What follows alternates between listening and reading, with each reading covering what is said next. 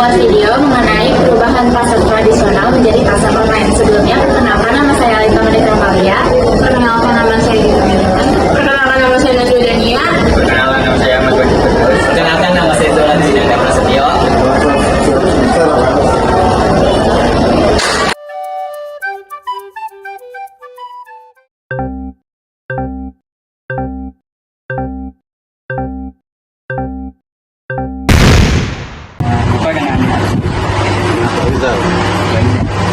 Bapak sekarang itu lagi jualan apa? Jualan baju. Oh, jualan kayak gini udah berapa lama, Pak? Tahun 85. Jadi kayak di zaman sekarang nih kan orang-orang banyak nih Pak yang memilih untuk belanja online tuh ketimbang belanja di pasar. Ada nggak Pak dampak dari Bapak yang selaku penjual di pasar merasakan dari dampak? Banyak. Ya kita sebagai pedagang merasa ini persaingan. Saingan kira-kira berapa perbedaan keuntungan yang Bapak hasilkan kemarin aplikasi belanja online dan sudah ada aplikasi belanja online? Jauh deh. Ada nggak Pak strategi yang dilakukan Bapak penjual untuk tetap bertahan di era maraknya belanja online sekarang? Kita istilahnya untuk utang-utang baterai bertahan doang, bisa bertahan untuk bisa Main itu aja sih Pak. Ya, sama-sama. Permisi bang, saya izin nanya, abang namanya siapa? Sekarang lagi beli apa bang? Lagi beli sepatu Selain belanja ke pasar, abang suka nggak beli belanja online gitu? suka, cuman kadang kalau beli di online itu kan kita harus sesuai juga lihat komentarnya. Kalau misalnya bagus komentarnya dibeli, cuma kalau misalnya komentarnya ya kayak nggak sesuai ya kita nggak beli gitu. Abang merasa lebih nyaman belanja di pasar atau online? Lebih nyaman di pasar, karena kalau di pasar itu kita beli langsung kelihatan, langsung bisa dicobain dulu, bisa diukur dulu ukuran. Tapi beli di online kita nggak tahu ukurannya. Kadang kan namanya sendal, kadang juga kan ada yang polanya gede, ada yang polanya kecil kan, nggak sesuai gitu. Menurut abang, apa yang harus dilakukan oleh pedagang pasar tradisional supaya bisa bersaing dengan pasar online?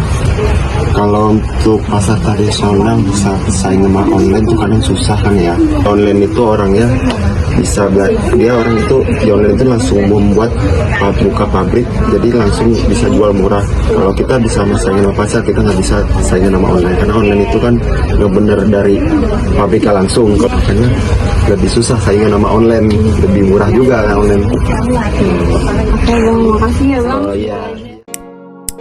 Kemajuan teknologi menjadi faktor eksternal penyebab perubahan ini.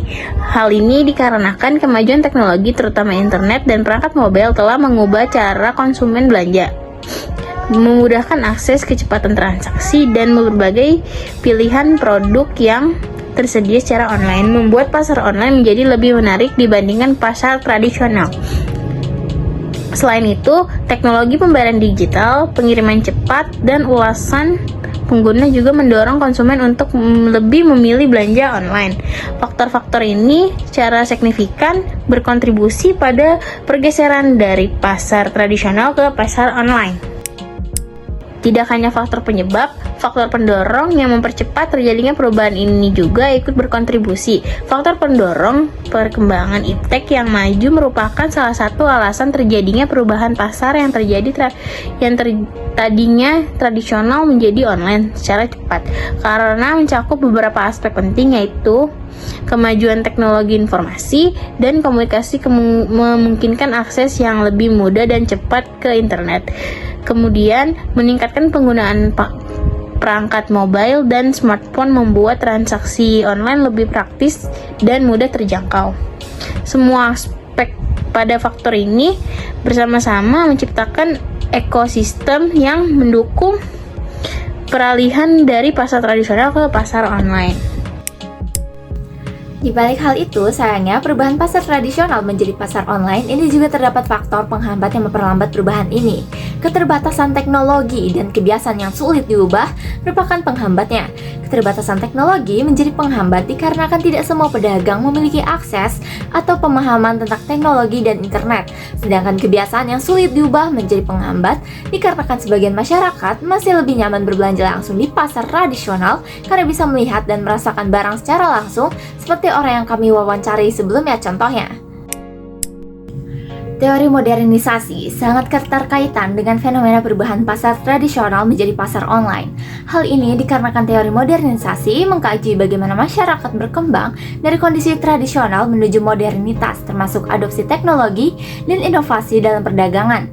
Transformasi pasar tradisional menjadi pasar online adalah bagian dari proses modernitas yang dimana masyarakat beradaptasi dengan kemajuan teknologi untuk meningkatkan efisiensi dan aksesibilitas.